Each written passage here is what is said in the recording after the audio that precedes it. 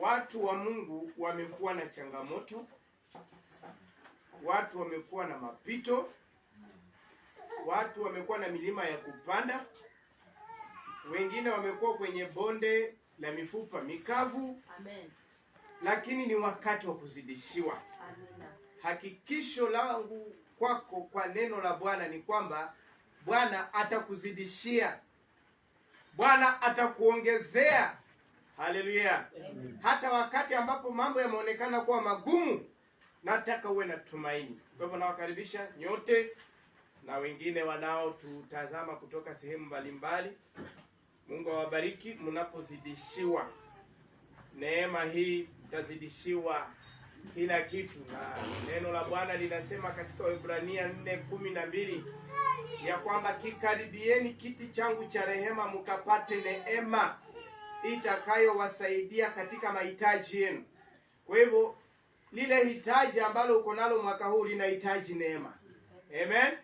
Kwa hivyo tunaenda kuzidishiwa neema ili tukaweze kuyashughulikia mahitaji yetu. Haleluya. Fungua nami Wafalme wa Pili, 2 Kings chapter 20 verses 1 going downwards. Wafalme wa Pili mlango ni wa 20. Mstari wa kuanzia wa kwanza na kuendelea. Nazungumzia kuhusu kuongezewa, kuzidishiwa. Bwana Yesu asifiwe. Na neno la Bwana linasema ya kwamba katika hiyo Wafalme wa Pili mlango wa 20 mstari huo ni wa kwanza. Siku hiyo Hezekia akaugua, akawa katika hatari ya kufa. Isaya nabii mwana wa Amozi akamjia akamwambia, Bwana asema hivi, tengeneza mambo ya nyumba yako, maana utakufa wala hutapona. Basi Hezekia akajigeuza akauelekeza uso wake ukutani. Haleluya. Akamwambia Bwana, akamwomba Bwana akasema, nakusihi Bwana, ukumbuke sasa jinsi nilivyokwenda mbele zako katika kweli na katika moyo wa ukamilifu na kutenda yaliyo mema machoni pako. Hezekia akalia sana. Ikawa kabla Isaya hajatoka katika mji, katikati ya mji, wakati neno la Bwana lilimjia kusema, rudi ukamwambie Hezekia mkuu wa watu wangu, Bwana Mungu wa Daudi baba yako asema hivi, nimeyasikia maombi yako na kuyaona machozi yako. Tazama, maombi yako na kuyaona machozi yako. Tazama, nitakuponya. Siku ya 3 utapanda nyumbani kwa Bwana. Tena nitazidisha siku zako kiasi cha miaka 15. Nami nitakuokoa wewe na mji huu na mkono wa mfalme wa Ashuru. Nami nitaulinda mji huu kwa ajili yangu na kwa ajili ya Daudi mtumishi wangu. Naye Isaya akasema, twaeni mkate wa tini, wakautwaa. Bwana Yesu asifiwe. Amen. Haleluya. Amen. Kuzidishiwa na Bwana. Amen. Hezekia alikuwa ni mtumishi wa Mungu, alikuwa mfalme wakati ule. Na katika kipindi fulani kuna mambo mema aliyatenda. Amen. Kuna mambo mazuri aliyashughulikia akiwa katika uongozi. Na ukawadia muda ama majira fulani ikawa kwamba tena maisha yake yako hatarini. Bwana Yesu asifiwe. Na akaletewa ujumbe na Isaya kumwambia, tengeneza mambo ya nyumba yako, kwa sababu muda wako wa kuishi umefanya nini? Umeisha. Na aliposikia habari ya kwamba muda wake kuishi umeisha, hana muda tena, Biblia inasema aligeuka ukutani, akamuomba Bwana na kumkumbusha. Bwana Yesu asifiwe. Akawa na jambo la kumkumbusha Bwana, ijapokuwa amepata habari ya maafa. Bwana Yesu asifiwe. Wewe unapopata habari za kuvunja moyo, unapopata habari za kuhuzunisha, unapopata habari za kukukejeli, watu wanaendelea kukuzungumzia mambo mabaya, wanaendelea kuongea mambo yasiyokuwa ya haki kwako, unapotembea unasikia kuna mahali watu wamekuongea, wewe hatua yako ni ipi? Bwana asifiwe. Unachukua maamuzi gani wakati ambapo umesikia hata waliookoka wanaongea juu yako? Bwana asifiwe. Wakati ambapo unasikia wanaongea juu ya maisha yako, wakati ambapo wanaongea juu ya nyumba yako, wakati wanaongea juu ya kazi yako, na wanasema kazi yako huenda kao kwamba haipo tena. Bwana asifiwe. Wakati ambapo watu waliokuajiri wamekutishia. Bwana asifiwe. Wakati ambapo watu waliokuzaa, watu ambao umeketi nao, watu ambao umewaamini kwa muda huu, watu wa jamii wameanza kuongea mambo yasiyokuwa ya kukuinua, wewe unachukua hatua gani? Bwana asifiwe. Lakini Hezekia alichukua hatua iliyo bora. Alimgeukia Bwana kwa nafasi ya maombi. Bwana asifiwe. Kumbuka Hezekia alikuwa ni mfalme. Alikuwa na wafalme anaweza akawaendea. Alikuwa na washauri, alikuwa anaweza akawaendea. Alikuwa na ndugu, angeliwaendea. Alikuwa na watu wa kijamii, angeliwaendea. Lakini aliona yupo mmoja ukimwendea kwa nafasi ya maombi, maombi yako yatasikika, na si kusikika, yatajibiwa. Haleluya. Akamgeukia Bwana. Kugeuka kwa ukuta ni kuelekeza uso wako, kuondoa mtazamo wako kwa mambo mengine. Bwana asifiwe. Kugeukia ukuta ni kuachana na mipangilio mingine. Huenda umejaribu lakini imeshindikana. Sasa ni wakati wa kugeuka. Mwambie mwenzako, geuka. Bwana asifiwe.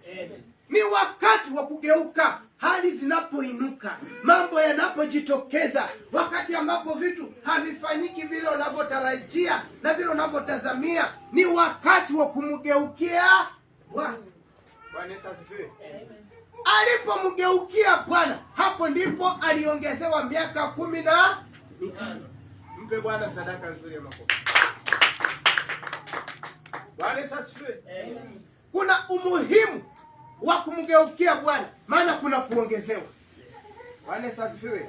Watakao mgeukia Bwana mwaka huu, Mungu atawaongezea bonus. Haleluya. Wapo watu watatembea kwa neema zingine za kiajabu sana. Wapo watu watatembea kwa hatua zingine za haraka sana, kwa sababu neema imeongezeka. Bwana asifiwe. Ni kwa sababu neema imezidishwa.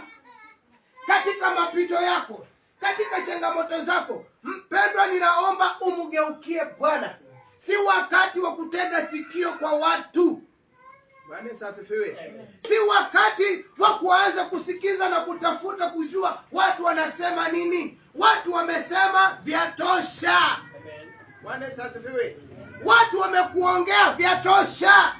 Watu wamesema vyatosha. Ni watu unawajua, hauwajui, yatosha. Ni wakati wa kumgeukia Bwana.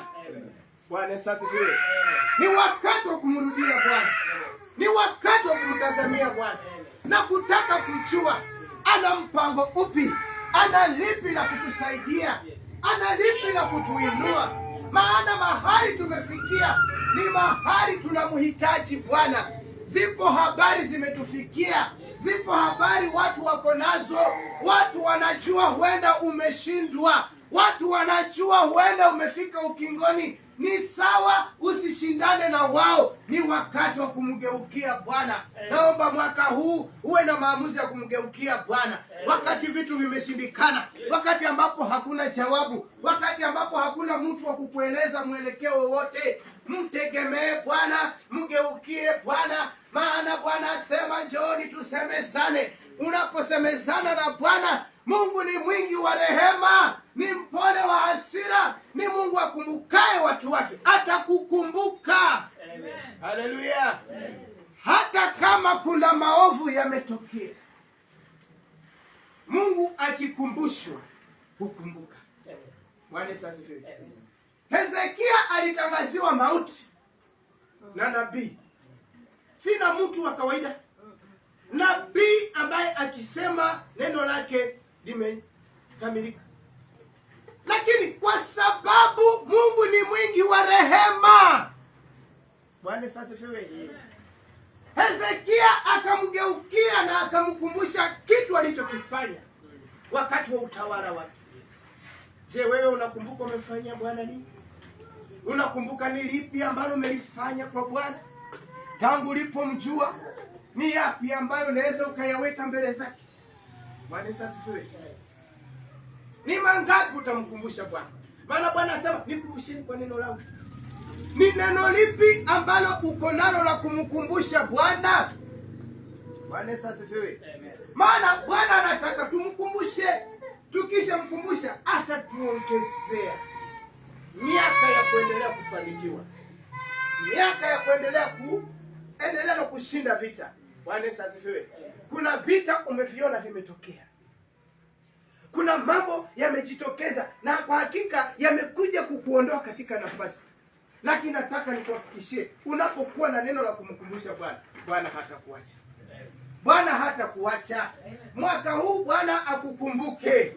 Wewe uliye katika hali ya kuhisi kuwa huenda vitu visifanyike sawa, nataka umgeukie Bwana kwa nafasi ya maombi. Hezekia alimgeukia Bwana, aliugeukia ukuta, akamwambia Bwana, kumbuka wakati wa uongozi wangu nilitengeneza na kurekebisha hekalu lako, niliondoa sanamu, niliondoa mahali pa juu, nikahakikisha wewe ni Mungu uabudiwe mahali pale. Bwana kumbuka. Na Bwana akakumbuka na akaongea na Isaya kabla hajatoka nje ya mji, akamwambia Isaya, rudi tena kwa Hezekia, nina habari njema kumhusu. Haleluya.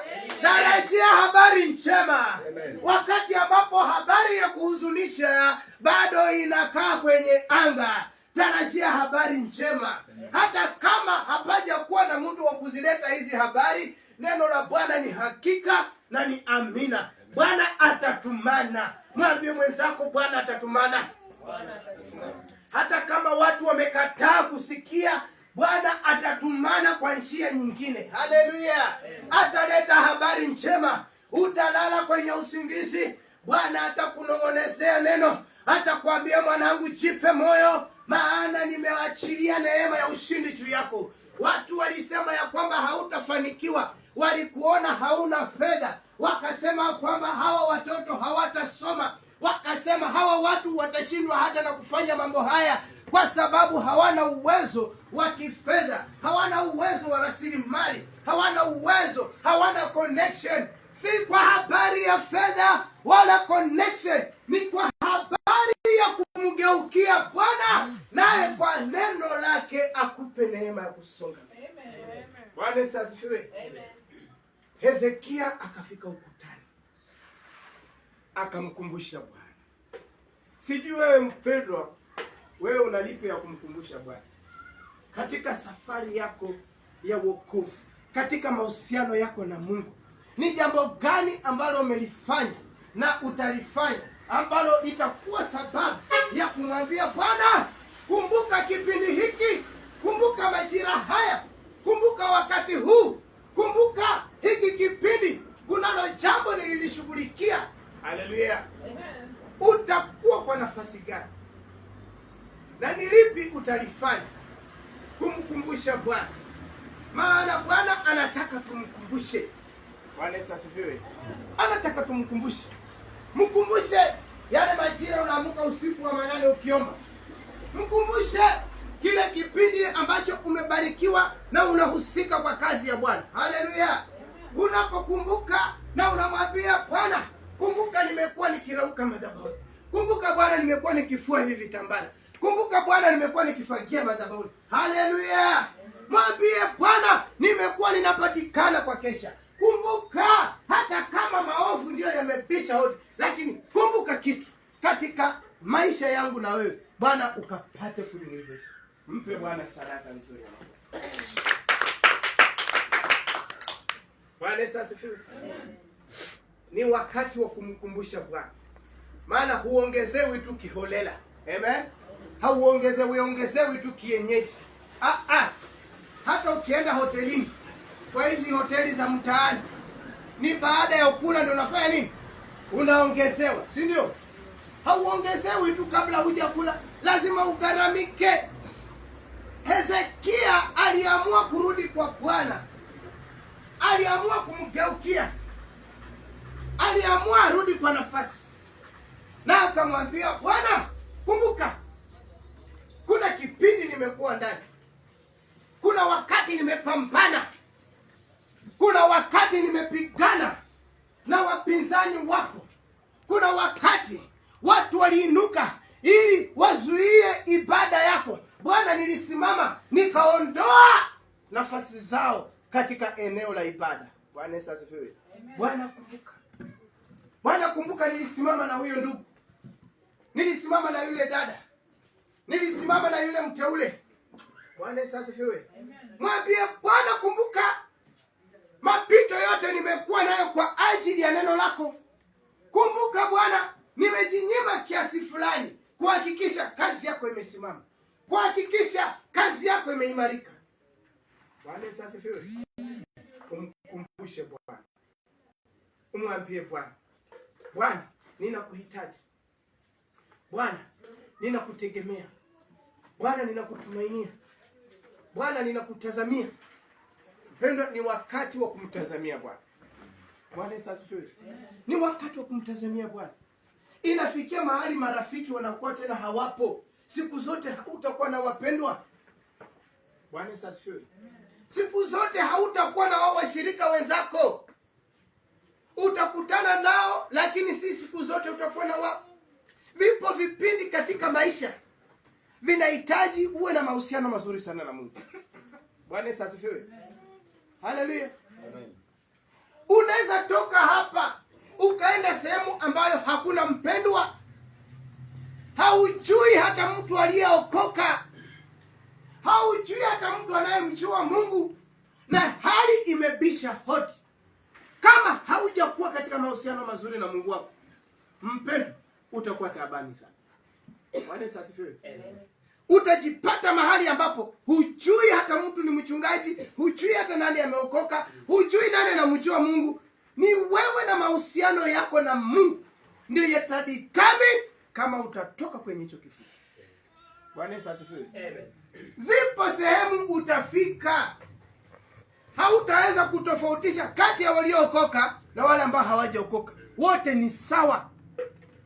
Na unataka msaada. Bwana asifiwe. Na umepatwa na jambo. Na umepigiwa simu. Na watu wameleta ujumbe. Unashindwa nimgeukie nani katika mazingira kama haya. Bwana asifiwe. Kama hautakuwa katika mahusiano mazuri na Mungu, mpendwa, na kuhakikishia itakuwa vigumu sana. Muhusishe Mungu katika mipango yako yote. Bwana asifiwe. Hata wakati ambapo siku hiyo mchungaji simu yake itakuwa iko off, bado utasaidika. Amen. Hata wakati siku hiyo simu ya mpendwa mwenzako imezimwa, utasaidika. Hata siku hiyo ikiwa ni usiku wa manane na hakuna mtu anayejua kile unachokipitia, utasaidika, kwa sababu yupo aliyeziumba mbingu na nchi, anakujua. Ni wakati Hezekia alipatwa na jambo hili, akapiga darubini sehemu zote, akashindwa ni wapi ambapo ataelekea, lakini alifanya maamuzi ya kugeukia ukuta. Si rahisi mpendo kugeukia ukuta. Amen. naamini Hezekia alikuwa na mke, alikuwa na watoto, alikuwa na watu pale wafanyikazi, na hangelikosa mtu wa kumwita kumwambia habari kama hizo. Amen. Aliamua kugeukia ukuta. Alipogeukia ukuta, yani ina maana kwamba hakutaka kukumbuka kitu kingine. Alitaka tu kumweleza Bwana kwamba kumbuka. Na mimi nakuuliza, unamkumbusha nini Mungu katika mapito yako? Bwana asifiwe. Amen. Hamu unalalamika? Maana wengi wanalalamika. Wengi wanashutumu. Mtu akichukua muda kidogo hajabarikiwa, sema Bwana, sasa unaona hivi nimekaa, uje nifanye mimi nitaacha wokovu. Mimi hata nitaacha. Kuna mwingine mahali ananiambia hata toa fungu la 10, hata husika, nikamwambia kutoa fungu la 10, kuitoa sadaka, it is your personal responsibility. Ni jukumu lako wewe binafsi, whether you like it or not, it's upon you, kwa sababu ni jukumu lako. Ni sawa sana kuniambia umeamka na umehisi siku hiyo hutavaa nguo. Watu wengine watavaa nguo na watatembea, na uhakika mahali wengine wanaingia, wewe utashindwa kwa sababu uko uchi. Sema amen. Amen. Hallelujah. So watu wanamlalamikia Mungu, wanamnungunikia Mungu, wanapita katika vipindi vigumu, lakini wanaanza kunyosha kidole cha lawama kwa Mungu. Wanasema mbona umebariki Tobias na hujanibariki na amekuja jana? Bwana asifiwe. Hallelujah. Amen. Mbona umeinua mtu fulani na mimi bado? Mbona kanisa fulani umelisimamisha liko bora na limeanza juzi lina mwaka? Mimi nimekaa miaka 4-5. Mimi sijaona. Si wakati wa kulalamika, si wakati wa kunungunika, kumgeukia Bwana. Maana inaweza kuwa ndio hali imepisha hodi. Na inakuhakikishia ndugu, kufanikiwa kwako ni nadra sana. Kusonga kwako ni kugumu. Haleluya. Kuinuka kwako ni kugumu. Hata hivyo unavyoongea, huoni msaada kulia wala kushoto. Na inafikia mahali ambapo unaweza sema huna mbele wala nyuma. Na unasema basi mimi naona nimemalizika. Mpendwa, hujamalizika. Haleluya. Amen. Haujamalizika. Akiwepo aliyeziumba mbingu na nchi, bado utafanikiwa. Hata katikati ya mazingira magumu, ninakuhakikishia kwa jina la Yesu, utafanikiwa. Amen. Utainuka. Amen. Maana neema ipo, inategemea maamuzi utakayoyafanya kipindi cha kujaribiwa kwako. Yes. Bwana asifiwe. Maamuzi yako, hatua utakazozichukua. Ukiamua kumlaumu Mungu, well and good. Ukiamua kumgeukia Mungu kwa uzuri, well and good. Lakini ujue uwe na jambo la kumkumbusha Bwana Mungu wako. Bwana asifiwe. Amen. Mwambie Bwana, mwaka umeanza. Nakumbuka kuna kitu nilikifanya 2025. Bwana kumbuka. Amen. Bwana kumbuka. Kumbuka Bwana, kuna kitu kilikuwa kimekwama, ukanipa nafasi ya kukishughulikia. Naomba ukumbuke. Ni haki yako kumkumbusha Bwana. Amen. Kumkumbusha Bwana si kulalamika. Unamfahamisha tu ya kwamba unakumbuka nawe pia kuna kitu ulifanya na hukufanya kwa ubaya. Bwana asifiwe. Amen. Tumkumbusha Bwana. Tumwambie Bwana, nimekuwa ninarauka pale madhabahuni.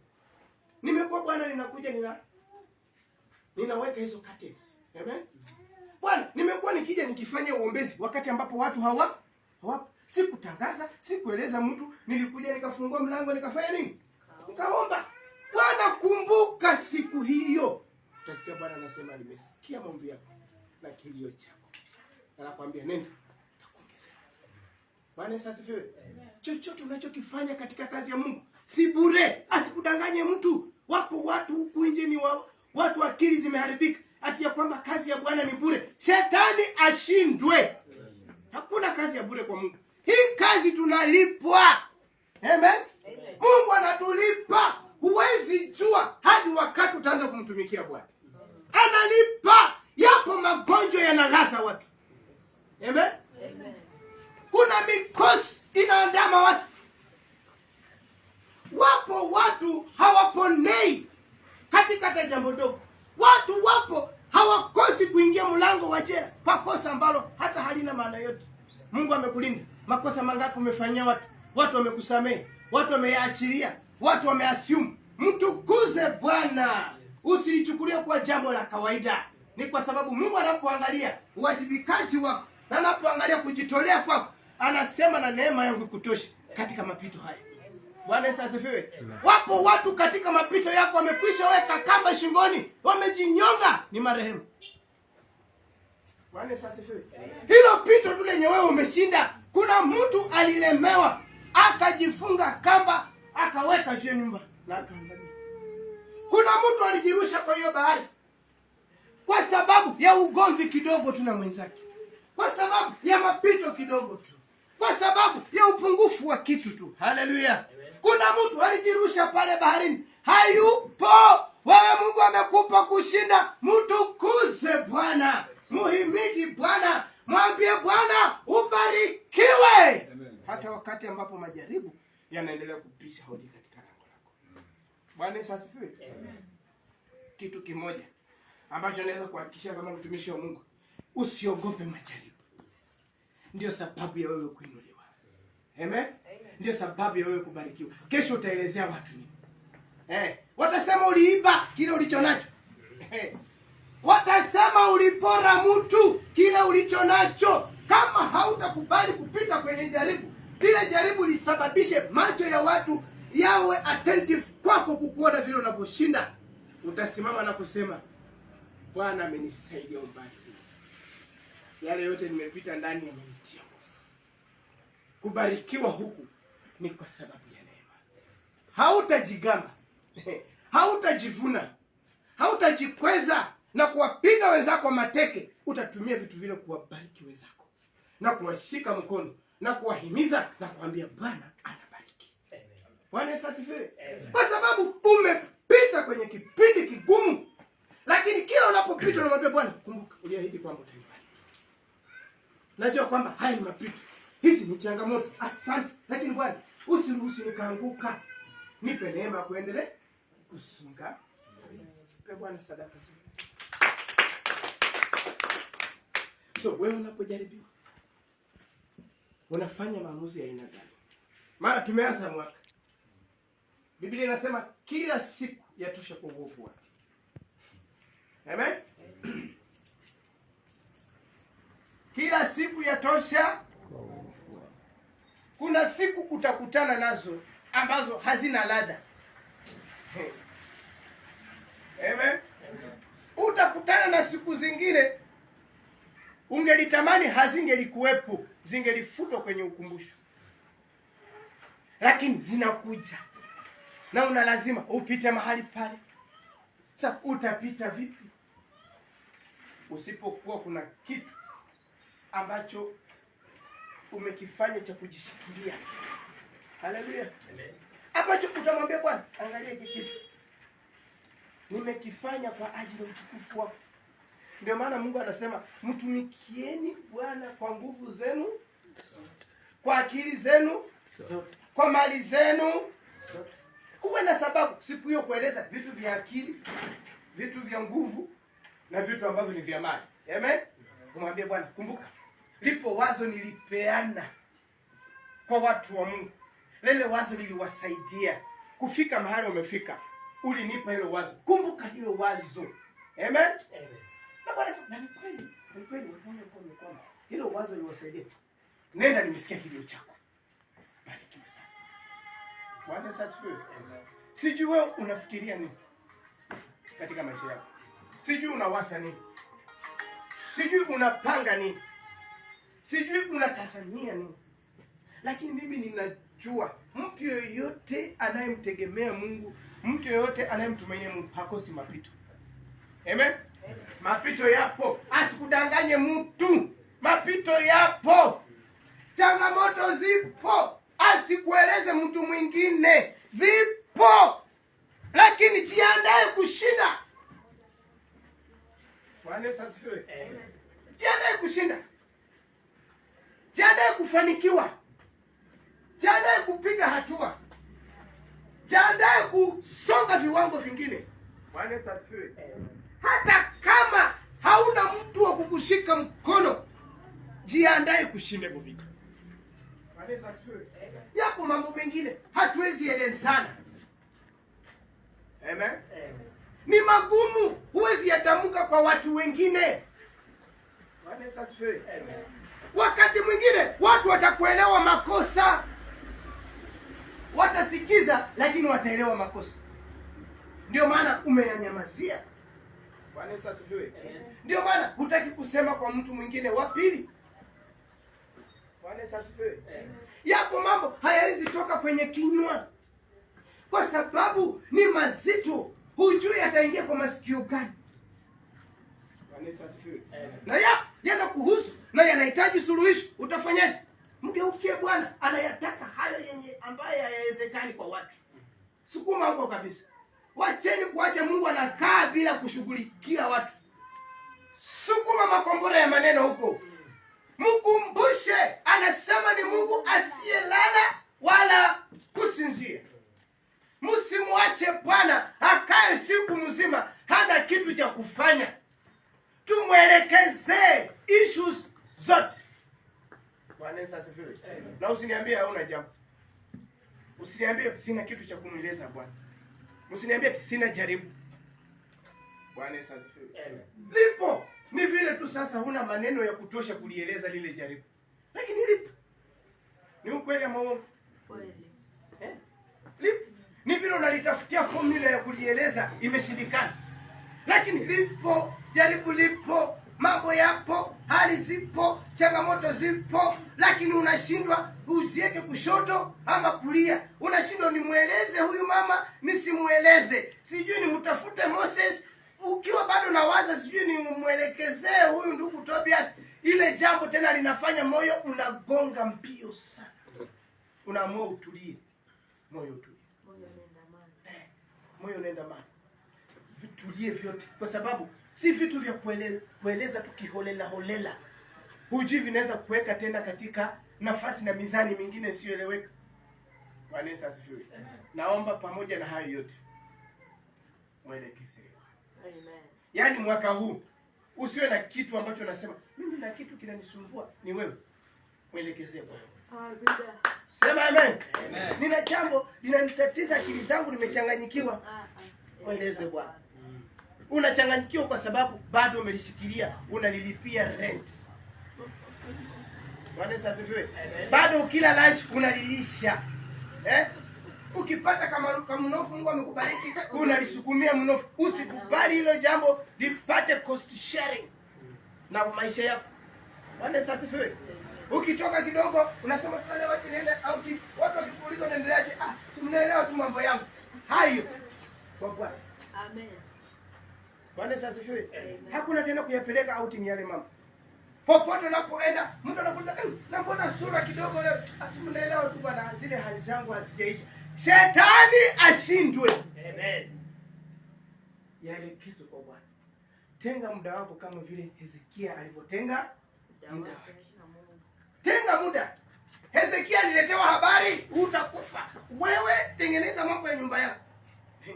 Kwa kile kipindi cha kuambiwa tengeneza, yeye alitengeneza na Bwana akapokea neema. Bwana sasa asifiwe. Sema mentality. Vile unavyofikiri mambo. Bwana sasa asifiwe. Hoja mtu akikuletea unga na una njaa, ghafla unasema ugali utachukua muda. Sasa unaamua kutengeneza uji. Ni mentality. Kumbe acha ninywe uji kwanza, nitatengeneza sima. Lakini ujue huo unga wa uji unaweza ukatengeneza sima iwapo utakuwa na muda wa kuvumilia. Amen. Mentality. Sasa wewe jambo limetokea, unalikagua kwa njia gani? Unalichukulia vipi? Linakuwa moto sana. Bwana Yesu asifiwe. Amen. Lipige darubini, lizunguke lile jambo, liangalie. Jua hili nitashika wapi? Bwana Yesu asifiwe. Lingine hata huwezi hita mtu kushika. Atasema hilo ndio limebisha hodi. Jipange maana na kwako. Lakini kwa sababu limekuja kwako, mwambie Bwana asante. Nipe neema. Amen. Nipe neema. Liangalie. Ili mbele za Bwana. Ukumbuke hutaenda mbele za Bwana peke yako. Utaenda na hili jambo. Sema amen. Kwa hivyo tafuta mbinu ya kuliinua. Amina. Na likiwa liko moto, ndio tafuta vitambara vya kushika. Maana wamama wanaelewa. Sufuria imepika chakula ni nzuri, lakini imechacha, inaweza maliza mtu.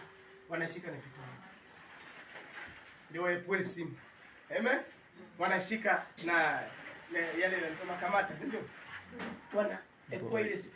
Ikikaa simu itaharibika, sufuria itakuwa nyeusi. Yaani kuna vile ambavyo lazima ulishike lile jambo. Halishikiki. Lakini Mungu akupe neema. Beba lile jambo. Liambie hili jambo, tunaenda na wewe mbele za Bwana. Amen. Kuna kuachia mtu hapo. Eti mkiomba muniombe. Munikumbuke. Wewe usemi naomba tuanze kuachana nao. Sawa sawa? Sema ninakuja tuombe. Amen. Sema amen. Amen.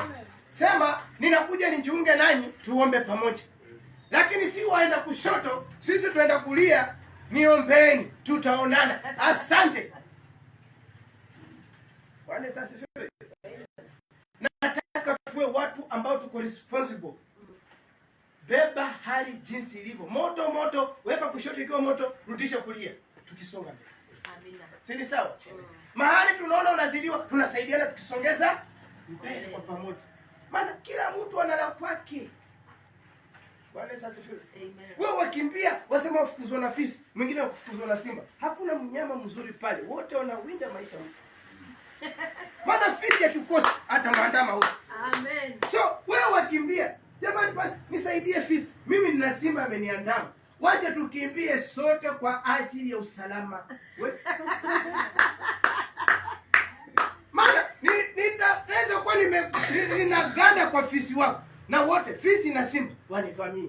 Twende pamoja. Maana Kristo anasema kwamba yeye ni ngome ya mhitaji katika dhiki yake. Mahali pa kukimbilia wakati wa tufani. Tuchomoke. Kimbilia Bwana. Tukisema tupatikane kesha. Tuache sababu za usingizi na uchovu. Menipata vizuri? Amen. Tuache visababu. Yaani mwaka huu kitu kinaitwa sababu, kitafutie kikapu. Kama utashindwa kununua kikapu, njoo huyu mama anajua mahali kuna vikapu vizuri. Wakununulie kikapu, weka hapo excuses. Zifunge ziweke mahali pale. Sema mwaka huu chenye kinatangazwa tupatikane. Bwana asifiwe. Amen. Ni maombi ya kufunga, tuachane na mambo ya ulcers. Hati hii ni hali ya familia. Tukifunga watu tunasikia ni kama akili zimeruka. Tuachane na vitu hivyo. Tuamue kufunga. Amen? Tuamue kuomba. Tukisema tunapatikana kwa maombi usiku, tuje tupatikane. Tuombe pamoja. Mpendo na kuhakikishia. Hivi vihali ambavyo unaona vinakufanya vinacheza na wewe kama mpira hivi, havitakuwepo. Vinaleta mchezo kwa sababu gani? Haujamaanisha. Ukimaanisha, vikikuangalia vinasema hapo hatukai. Hiyo ndio kumaanisha. Bwana asifiwe. Zipo hali bado zinazunguka kwa sababu gani? Zinaona haujamaanisha. Wewe maanisha uone. Haswa swala la maombi. Maanisha katika maombi uone. Kama mwaka jana umepepeta ngano, minofu, umekula na unga asima kila aina, hujafunga. Mwaka ujiandae kufunga. Amen. Sema amen. Amen. Funga. Omba. Umekuwa usiku unalala, unaamka nyuta zimetiririka mpaka upande huu. This time round, kuwa na muda wa kuomba usiku. Bwana asifiwe. Umenipata vizuri? Panga muda wako. Hakuna muda kamili wa kuomba, lakini yapo majira tunaruhusiwa kuomba. Unaweza omba saa 6, saa 9 na hata alfajiri. Amen. Amen. Unaweza funga kulingana na vile Mungu amekuelekeza. Hatuna mfungo tu kamili, ati siku 3, siku 4. Funga. Hata kama ni nusu ya siku, funga. Ni hali yako. Inategemea na mazingira. Bwana asifiwe. Amen. Unaweza kuwa usubuhi una muda kama madereva. Unaangalia unaona usubuhi huenda leo kazi haipo. Kazi kesho kutwa unaona haipo. Unachukua muda unasema nitafunga 6 hours. Si ndio? Ifika saa 6, shukuru Mungu, pata kitu, mwambie Bwana narudi barabarani. Fanya kazi. Hautakuwa mwaka mwaka umeisha haujafunga. Bwana Yesu asifiwe. Amen. Haleluya. Amen. Sema amen. Amen. Swala la maombi ni muhimu, haswa kwa wanaotaka kuongezewa kitu. Amen. Vinatokana na maombi. Amen. Bwana Yesu asifiwe. So ndugu yangu Moses, usaraje nije niseme receive. Receive nini? Receive nini? Wewe njoo upige ombi, njoo ufunge bwana. Ajibika. Mungu anajua una receive nini. Bwana Yesu asifiwe. Naweza kuwa nakupatia kitu chenye huwezi manage, kikuhangaishe, kikusumbue. Receive chenye unajua. Haleluya. Yanatokana na kutafuta Mungu. Tusizoee tu kwamba basi pastor ananiombea. Hata mimi nahitaji maombi yako. Sometimes huwa nimeshikika sana. Sana.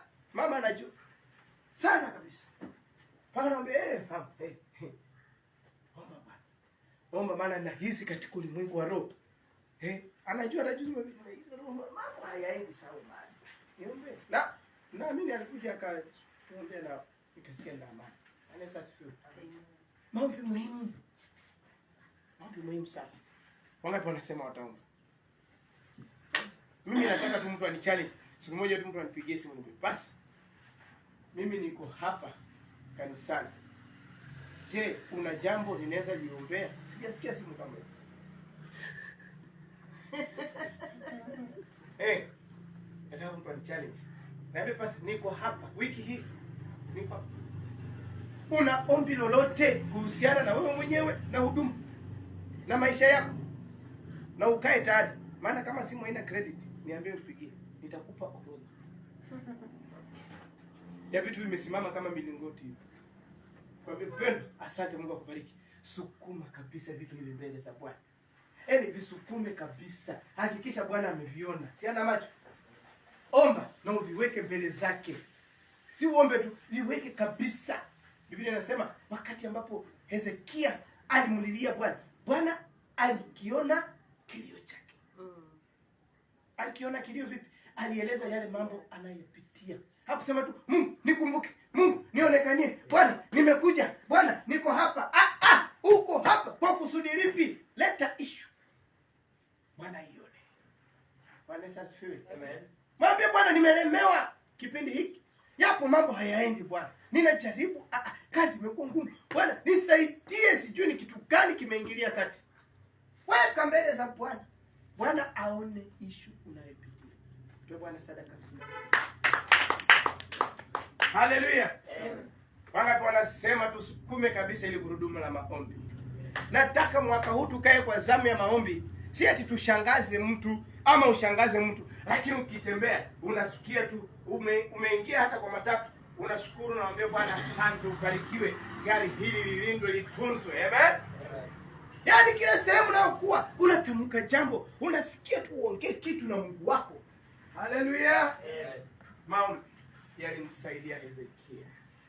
Na si kumsaidia tu, yalimrejeshea ufalme wake. Nyumba yake ilipona. Amen. Amen.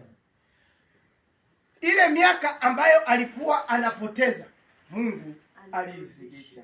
Na Biblia inasema na kile kivuli chake kikageuzwa. Amen. Endelea kusoma. Kivuli kikafanya nini? Kikarudishwa hatua kadhaa. Aanze afresh. Bwana asifiwe. Ili adumu katika ile miaka aliyomwahidi Bwana. Bwana asifiwe. Kuna vitu lazima vitarudishwa nyuma. Amen. Vile vipindi ambavyo ulikuwa umepangiwa, ile mikosi ambayo ulikuwa umewekewa, Bwana anaenda kuondoa. Anaenda kukuwekea majira mengine yaliyo bora zaidi. Watu watashangaa. Walifikiria kwamba ati mwaka huu ni wa kilio, watakuona wewe umejawa na furaha. Usiku na mchana unamshangilia Bwana. Bwana asifiwe. Wanakuona unamtukuza Bwana. Na walisikia vizuri kwamba kwenu watu huwa hawapitishi miaka 50. Wewe bado upo. Wanasema mwaka huu lazima tutazika mtu. Wanaona hakuna kilio wala majonzi popote. Ni kwa sababu Bwana amewaongezea neema ya kuishi. Mmevuka ule mpaka mliowekewa. Haleluya. Huu ni mwaka wa kuzidishiwa. Ni mwaka wa kuongezewa. Lakini kigezo kikuu ni maombi. Yesu asifiwe. Amen. Omba na Bwana atatenda hayo yote. Amen. Simbarikiwe.